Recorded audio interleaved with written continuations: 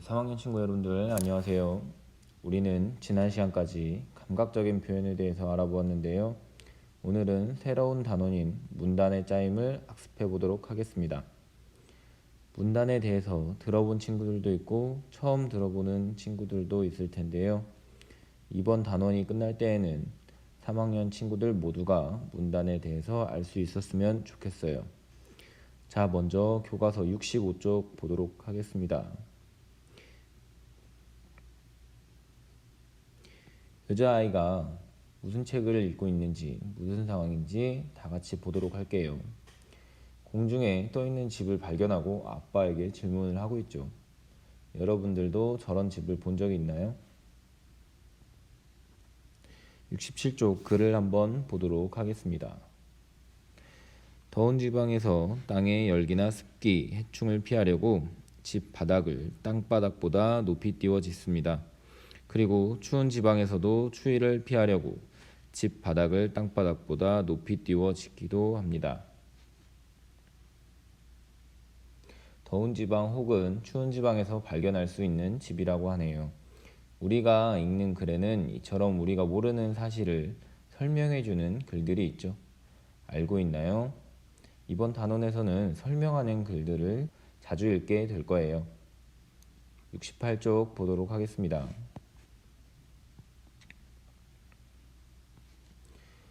여러분들은 로봇을 본 적이 있나요? 선생님이 어렸을 때는 로봇은 만화 영화에 나오는 아직 오지 않은 미래였는데 여러분들은 비교적 가까운 곳에서 로봇을 많이 볼 수 있죠. 요즘에는 로봇 청소기처럼 우리의 생활 속에서 많은 로봇들과 함께 살아가고 있습니다. 오늘은 설명하는 글을 쓴 경험을 나눠보도록 할 텐데요. 교과서 68쪽 그림 한번 보도록 하겠습니다. 어떤 상황인가요? 한결이가 로봇 박물관에서 이모와 이야기하고 있네요.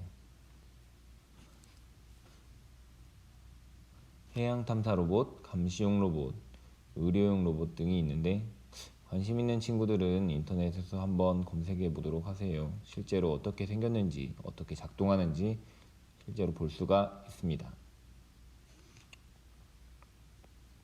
한결이와 이모는 어떤 박물관에 갔나요? 로봇 박물관에 갔지요.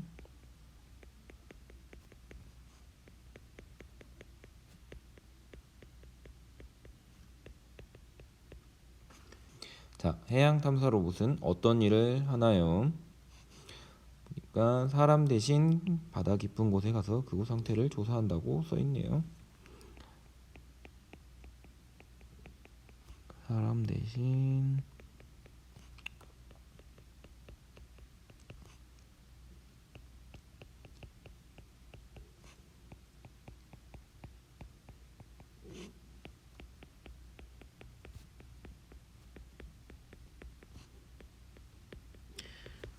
이렇게 써주면 되겠죠.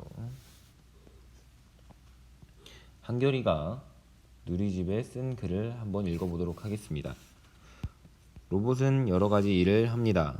감시용 로봇은 도둑이 집에 들어오는지 살피는 일을 합니다. 해양 탐사 로봇은 바다 깊은 곳에 가서 그곳 상태를 조사합니다. 정확하게 수술하는 의료용 로봇도 있습니다. 이 글에서 무엇을 설명하고 있는 것 같나요? 어떤 단어가 가장 많이 나오죠? 로봇이라는 단어가 가장 많이 나온다는 것을 알 수가 있을 겁니다. 그러면 우리는 한결이가 로봇 박물관에 다녀와서 로봇에 대한 글을 썼다는 걸 알 수가 있겠죠. 그런데 로봇에 어떤 걸 쓴 걸까요? 생김새 아니면 로봇의 가격? 이런 게 아니라 로봇이 하는 여러 가지 일에 대해서 글을 쓴 거죠. 그러면 이 글 중에 이 글에서 가장 핵심이 되는 문장을 하나만 골라볼까요? 그렇죠. 로봇은 여러 가지 일을 합니다. 이 문장을 골라주면 되겠죠. 한결이는 무엇을 설명하는 글을 썼나요? 로봇이 하는 일에 대해서, 여러 가지 일에 대해서 썼죠.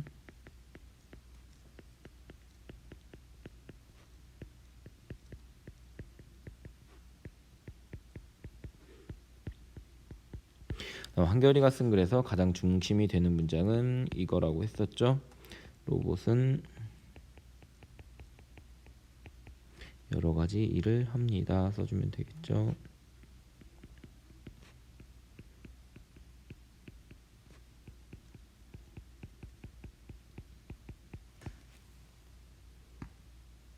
한결이처럼 어떤 사실을 설명하는 글을 써본 경험이 있습니까?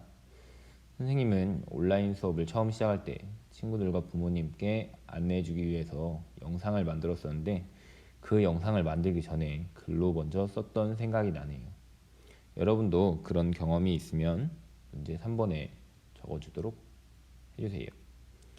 이번 단원에서는 아래와 같은 것들을 학습하게 될 텐데요. 오늘은 단원을 처음 시작하기 때문에 어떤 걸 배우는지만 간단하게 보도록 하겠습니다. 첫 번째에서 중심 문장과 뒷받침 문장 알기라고 되어 있네요. 다음 시간부터 중심 문장과 뒷받침 문장에 대해서 좀 더 자세하게 배우도록 할 텐데요. 보니까 중심 문장하고 뒷받침 문장 단어만 봤을 때 어떤 느낌이 드나요? 어떤 게 중요한 문장이라는 뜻이겠고 중요한 문장을 도와주는 문장이라는 뜻일 것 같아요. 중심 문장과 뒷받침 문장을 알고 나서는 중심 문장, 뒷받침 문장을 파악하며 글을 읽는 활동을 해볼 거예요. 다음에는 직접 중심 문장과 뒷받침 문장을 생각해서 문단을 쓰는 걸 할 거고요. 그 다음에는 문단 만들기 놀이를 해보도록 하겠습니다. 이번 시간은 여기까지고요. 다음 시간엔 중심 문장과 뒷받침 문장에 대해서 다 같이 알아보도록 하겠습니다.